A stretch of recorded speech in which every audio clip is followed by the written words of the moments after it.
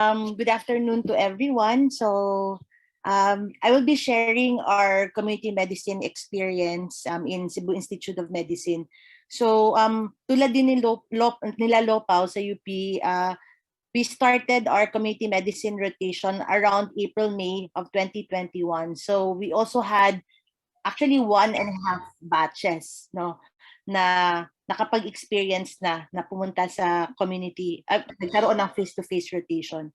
So I'll be discussing, these are the contents of my sharing. So just to tell you, so the Cebu Institute of Medicine Community Medico-Social Services is a primary care and lying-in center. It's a 10-bed primary healthcare facility which provides medical care in a very primary care setting. It's located in Zone Camanse, Barangay Pacnaan, Mandaue City. It's one of the suburban communities in Mandaue, and usually dun po nilalagay yung mga informal settlers na demolish, no, sa either Cebu City or Mandaue City. So basically it's a center, so we have the setup, may emergency room, so konti laboratory, botika, the delivery room, of course may endorsement room at saka working area. Importante po ito kasi yung pinupush namin is for the students to experience what it is to run a primary healthcare facility. So this is our vision mission. So it's really a training and health service institution that provides comprehensive, accessible, and quality primary and preventive healthcare services to the patients, families, and communities. And we are committed to develop knowledge, skills, and attitude of our students in providing quality primary ambulatory health services and in establishing and sustaining community-oriented primary healthcare programs in the catchment areas. These are our objectives po. So basically is really to teach them how to become community first contact physicians as effective leaders in the healthcare team at the primary care level, to know the social determinants of health, to identify public health issues and prioritize and manage health problems in the community. So our community medicine program, since the 2 months po yan, is divided into two. No? It's a health center-based model wherein students are trained to be primary care physicians who can manage healthcare resources as primary care gatekeepers in the Philippine healthcare system.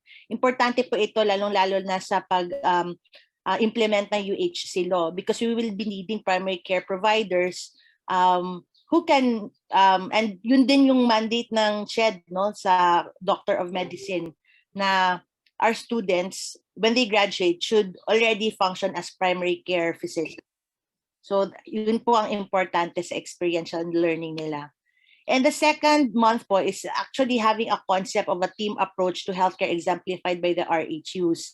So the training curriculum is developed na parang they get to experience what it is to be a municipal health officer or a DTTB, similar to the team formed by the Department of Health, DOH.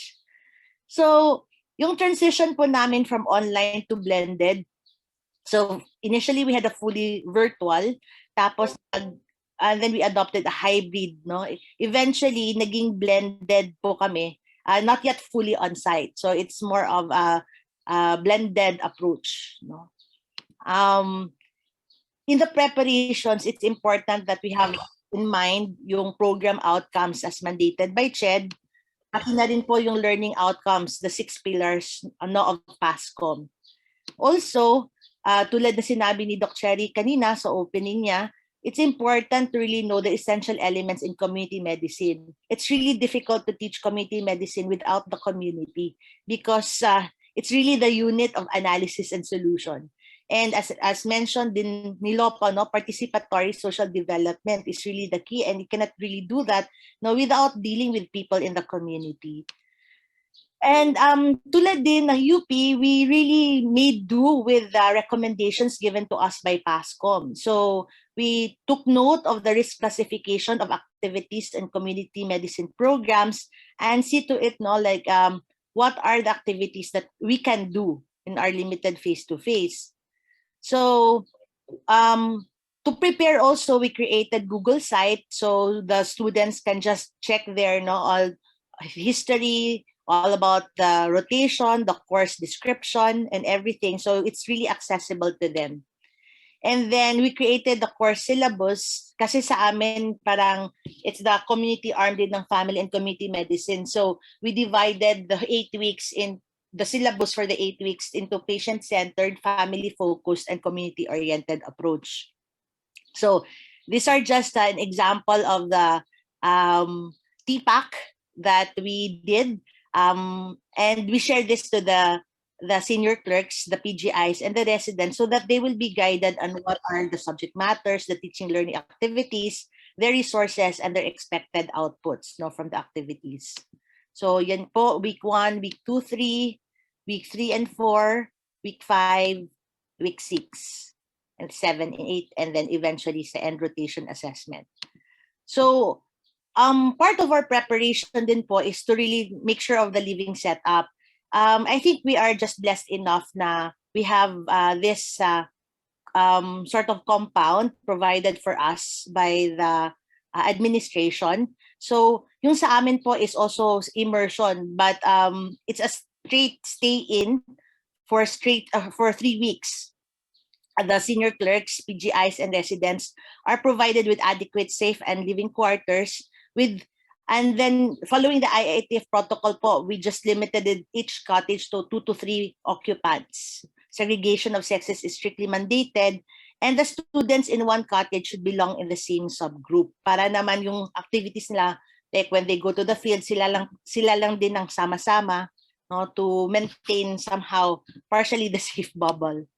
So other preparations, we transferred our consultation area in an open space with a canopy, and consultation tables with plastic barriers were made. And this is for our walk-in patients. And then we also made sure that there are long tables in our endorsement room to maintain physical distancing, with each table occupied only by 2 students. And then yung quarters naman nila well ventilated and arranged strategically in such a way. And then, since we also have a mess hall, meron po kaming dining area na separate yung mga tables, kumbaga per subgroup as much as possible. They will just occupy a specific table, and then also a kitchen where they can work on. So other preparations needed was also the need for telecommunication infrastructure because nga blended approach po kami. So we had to add to our internet connections, and then of course add additional router and extended internet connection to reach the compound, basically the most of the area of the compound. So yung rotation schedule po namin ganito, so we have 8 weeks. So yung first 4 weeks po is actually online activities. Then week 5 to 7 is the face-to-face rotation. Tapos balik na naman sila online on week 8 to present their culminating project. So while yung isang group ay nasa face-to-face rotation, yung kasunod na naman ng group are already on the online. So bale, there are 2 overlapping groups po in our community medicine. So that's why yung residents po namin tumutulong po to handle these 2 groups of senior clerks. So for our online rotation schedule, they are divided into 3 subgroups. Yung isang subgroup would handle DOH hotline teleconsultation. The other subgroup would be family telehealth education. And then synchronous learning activities naman yung third subgroup. Tapos iikot lang po yan every 3 days yung schedule nila. Whereas for the face-to-face po, we have walk-in consultations and teleconsultation, and then the field work, and yung third subgroup will be in charge of cooking for everyone po in their mess duty. And iikot din po yan every 3 days for 3 weeks. So we also made a point that they have specific duty layout.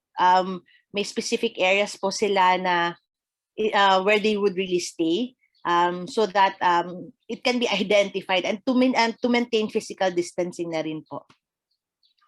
So these are the synchronous learning activities. We are also partnered with the DOH National Office, the DOH National Hotline for our telemedicine program. And then also family telehealth education, and we have also some volunteers no to assist in vaccination sites, pero voluntary lang po yun. So the adjustments we made, yes, I forgot to mention here, but we also enrolled all our students to an health insurance program with PhilHealth as a minimum. And then they signed voluntary consent no, from the student acknowledgement and consent form, even from their parents. And then we also provided MOA between our institution partners and LGU, as these were recommendations from Pascom. And then we also have a negative RT-PCR test result prior to the F2F rotation. So, bali mga 5 days before the day na pupunta sila sa community, all of them get to have a swab test, and it has to be negative for them to be able to go to the community. So we also have daily symptom monitoring by active reporting. Usually we use a Google Health Card using a Google form, which the interns or the clerks will just fill in every day. And yung resident at ako po, yung mga consultants, we will look into that no real time. And then protocols to manage exposed cases and other related incidents. We have already collaborated with our senior clerkship monitor, and it's written clearly in our senior clerkship manual. And sakali lang po, if somebody would develop respiratory symptoms, we also made sure that we have a separate cottage as an isolation quarter, and then prior to sending the student home. So students shall maintain personal protective equipments at the minimum face mask, face shield at all times, and then invitation to activities that will likely require removal of their PPEs were also respectfully declined. So meetings should be done in open spaces, and gatherings will have limited number of attendees. Also, since 3 weeks straight sila online, they are just encouraged to have online masses, no, rather than going to crowded places. So patient encounters will also be limited to COVID-proof barangay health stations and community health clinics. All patients with respiratory symptoms are screened, and then emergency consults are actually immediately referred. And then only one subgroup is allowed to go out for groceries, done once a week. And if ever kung pwede po ma-deliver, then we will ask them to deliver na lang po the groceries.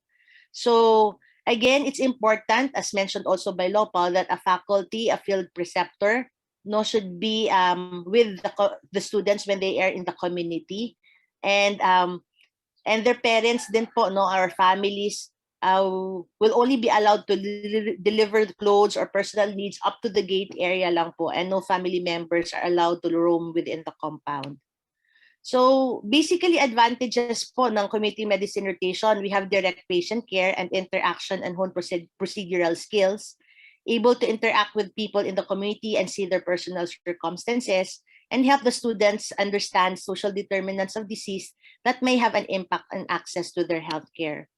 So since Barangay Pacman is a very big barangay with 30,532 population, for our F2F, we chose a smaller barangay, a smaller sitio in the neighboring barangay. It's actually used to be these 140 households used to live in a dump site, but they were relocated into a mangrove area. So ito po sila na transfer. So what we do here is really go to that sitio, and makita nyo naman po na talagang swamp siya, no? Pag umuulan, bumabaha po talaga. So Dr. Posadas, our field coordinators, always with the interns. So we meet community health workers, but all of these are done in open spaces. Meron kaming family health survey or home visits, pero making sure that yun po, nasa labas po yung intern or yung resident. And then we also had activities like assessing nutritional status of children, and we had some volunteers din na assisting in the COVID vaccination. So it's voluntary lang po, no, for the vaccination. The senior clerks can refuse if they don't want to. And then the good thing also about face-to-face, they learn to collaborate with government organizations and NGOs, especially in the referral system. We also had family meetings, And since stay-in po sila for 3 weeks, they get to have some team building activities. So at night, they also are allowed to have bonfire, no? Of course, with the supervision of the consultant and the resident. We had some fundraising projects na done online for our community projects. So iba-iba po lang na sila ng pakulo. And then eventually, their culminating activity is a clinical sociological case conference, which we also do in FB Live and in Zoom. So challenges and strategies for Cebu, we were really the center of Typhoon Odette. So nasira po talaga lahat. It was very challenging. Lahat po ng kahoy, yung building, yung cottages, sira po talaga lahat. And yet the senior clerks, the rotating medical students really made do of the situation. So we also they tried to help out the victims, especially of the adopted CTO that we were rotating. And we had to revert back to purely online from December to February because we really had some problems, electricity and all. And so we had to renovate the health center and living quarters. So what we did was we asked help from our alumni and had the program adopt a cottage, no, for the cottages, for the living quarters to be renovated. So problems on electrical and telecommunication infrastructure was really ang sobra po talaga, so challenging. Meron naman po kaming generator and the administration helped us with it. And then for telecommunications po, so they provide us with transportation to go back and forth. Actually, ngayon lang pong March, nabalik po yung Globe, pero yung PLDT hindi pa po. Sorry. So, what we did was just to share kasi medyo mahina yung internet connection. So, again, that's an example of the blended, no, or the flex hybrid type of our rotation. So, I actually have a video. May time pa po ba ako, Doc Chito or Doc Richa? This is the last na lang naman po to end my sharing. Yeah, sure. Okay.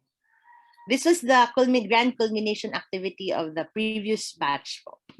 I wish there was a way to know you're in the good old days before you've actually left them.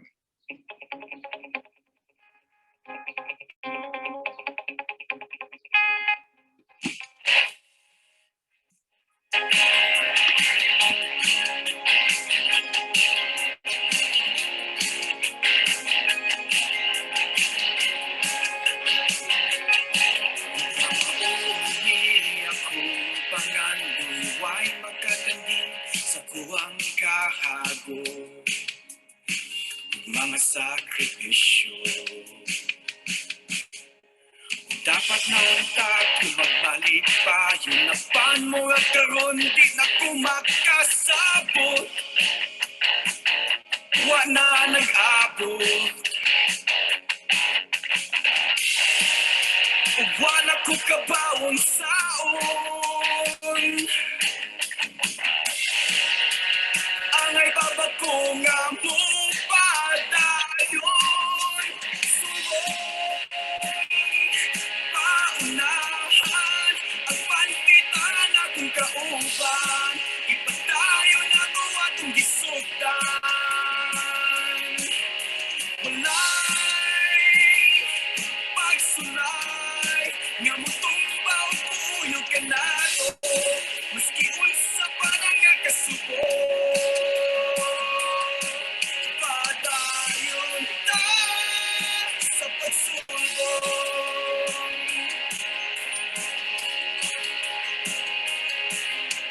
Daghang gipang kapoy daghang nangausap nga wa jud tay mahimo bisagon saon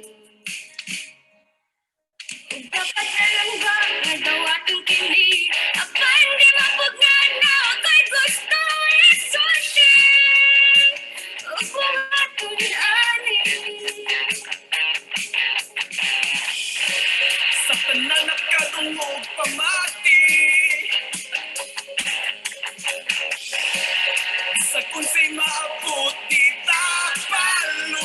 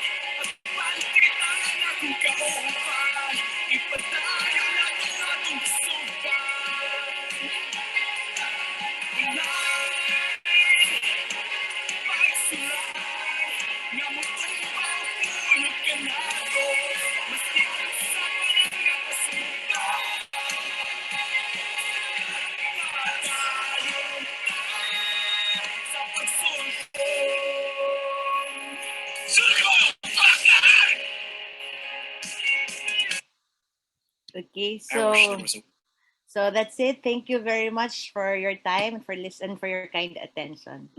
Maraming salamat po.